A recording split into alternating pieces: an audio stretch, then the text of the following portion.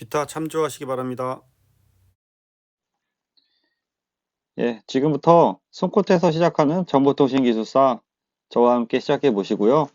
좀 더 많은 자료를 원하시는 분은 보시는 카페에 오시면 체계적으로 자료가 정리되어 있습니다. 예, 안녕하세요. 이번 시간에는 그 ICT 엔지니어 2023년 볼륨 51, 2023년 10월, 11월, 12월 향으로 나온 것 중에서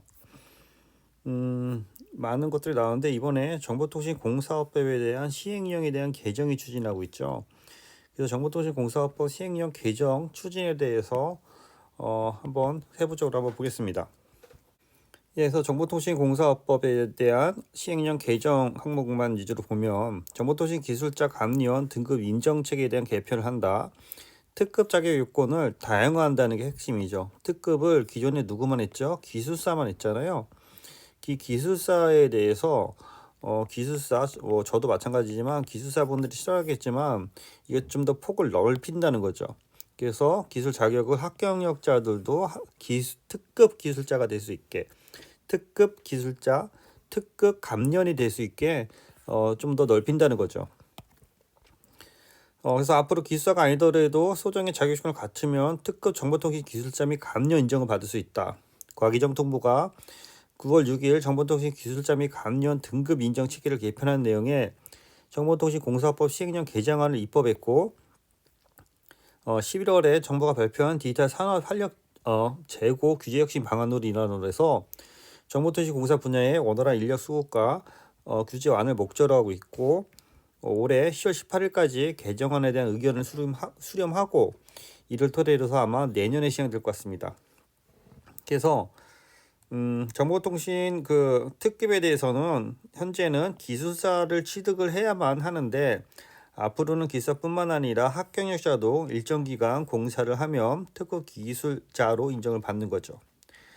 국가기술 자격증의 경우 기능장은 5년, 기사 8년, 산업기사 11년 이상 공사 업무를 수행하면 특급 기술자로 인정받을 수 있다는 거고 학경력자도 자격증이 없는 학경력자도 정보통신 박사 3년, 석사 9년, 학사 12년, 전문제들 5년, 15년 이상 3년제는 14년 이상의 담당을 하면 특급을 준다는 거죠. 특급 받기가 상당히 쉬워지는 거네요. 고급에 대한 정보통신 기술자에 대한 등급 인정 체계도 크게 달라지고요. 기사 및 기능장은 5년 이상, 산업기사 8년 이상 등등으로 되어 있고요. 이것에 대해서 뒤에 보면 이렇게 표로 정리되어 있습니다. 정보통신공사업법 시행령에 대한 주요 개정인데요. 보시는 것처럼 기술 자격 기준으로 해서 특급은 기술사만 될 수 있었고 고급이 기사 5년, 산업기사 8년, 기능사 13년이었습니다.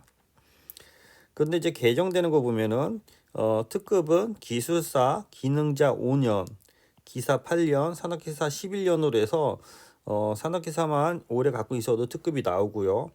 고급은 기능장 3년, 기사 5년, 산업기사 8년, 기능사 13년 되겠습니다.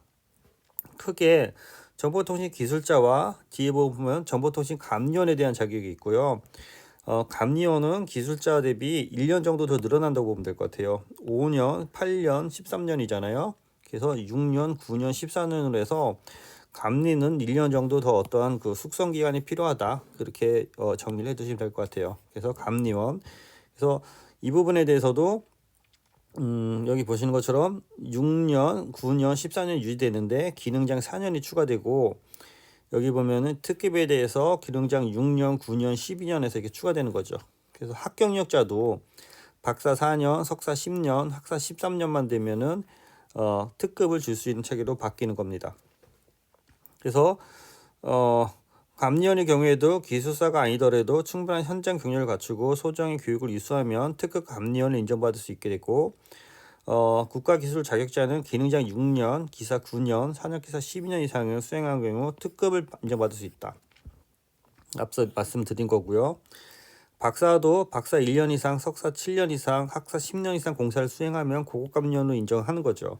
그래서 여기 5년, 8년, 13년 그 다음에 여기 보면은 고급에 대해서도 기사 6년, 9년, 14년이 있죠.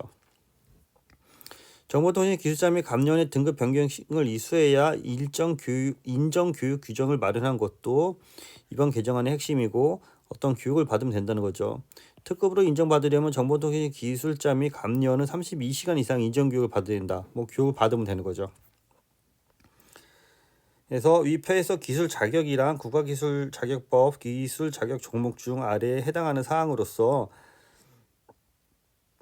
경력 인정 방법은 기술계 정보통신 기술자에 관한 기술을 준용한다. 그래서 정보통신 산업계 측, 전자응용, 정보관리, 컴퓨터 등등이 있고요. 기능장은 통신설비 및 전자기기, 기사는 정보통신 등 각종 자격증이 있는데 빅데이터랑 인베디드 이게 좀 포함되어 있네요. 산업기사 비슷하고요.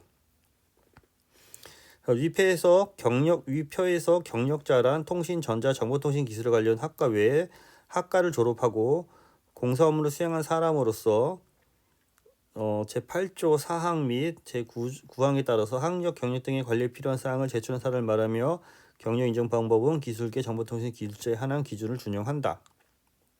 그래서 인정 교육에 대해서 나와 있고요. 학경력자에 대해서 교육시간 40시간 이상 60시간 이하, 경력자에 대해서는 56시간 이상 70시간 이하, 등급 변경자도 약 20시간에 대한 교육을 받아야 되는 거고요. 감리원 인정 교육도 이와 같이 32시간, 40시간, 60시간 등으로 나눠져 있습니다. 이것에 대한 개정안은 정보통신기술사 인정 교육에 대해서 특급은 32시간 이상, 학경력자도 32시간 특급, 고급은 30에서 40시간에서 시간만 어느 정도 하면 되기 때문에 크게 문제없이 자격증을 받을 수 있을 것 같습니다. 그래서 정보통신감리원에 대해서 저희 카페에서 찾아봤는데 유사한 게 없어서 여기 저희 카페 회원님 거를 간단히 한번 보겠습니다. 정보통신감리원 업무와 배치 기준에 대해서 만약에 쓴다고 하면은 이렇게 문제가 나오면은 이번에 신설되는 것에 대해서 쓰라고 하면은 아까 교육을 이수하고 그런 부분에 대해서 적어주시면 될 것 같고요. 개요는 정보통신공사는 일정 수준 공사에 감리원을 배치해야 하고 감리원은 발주자의 권한으로 위탁받아 감리를 수행한다. 그래서 배치 기준, 감리란 발주자의 권한을 위탁받아 권한을 대행하는 것으로 공사 품질을 향상시키는 것이다. 발주처가 있고 감리원이 있고 시공사가 있고 그래서 공사 품질을 향상시키고 원가를 절감하는 게 주로 감리 역할이다. 감리 업무는 공정관리, 품질관리, 시공관리, 안전관리, 자재관리, 환경관리 등 여러 가지가 있고요. 이런 것들을 좀 풀어서 정리해주면 되고요.